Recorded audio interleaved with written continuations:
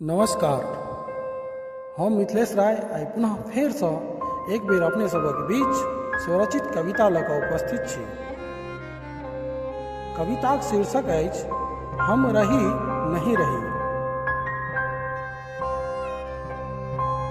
मूलतः ई कविता हम अपने ही ऊपर लिखने रहूँ तऽ लिअ प्रस्तुत कऽ रहल छी। कल्पना एहन जे चिरकाल जीवै, शब्दक रचना एहन जे हुंकार भरे।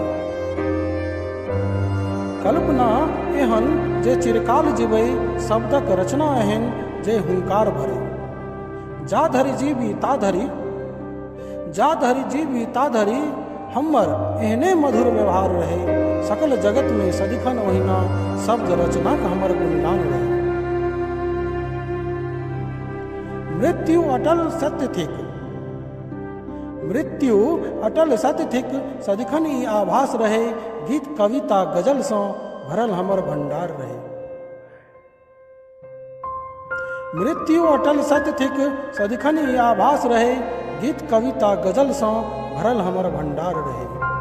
मिथिलक पावन माटी सँ मिथिलेशक स्नेह अपार रहे। कमला कोशिक घाट जहिठाम ओहिठाम हमर वास रहे। हम रही नहीं रही, हम रही नहीं रही, मुदा हमर रचना हमरा रहिक प्रमाण रही।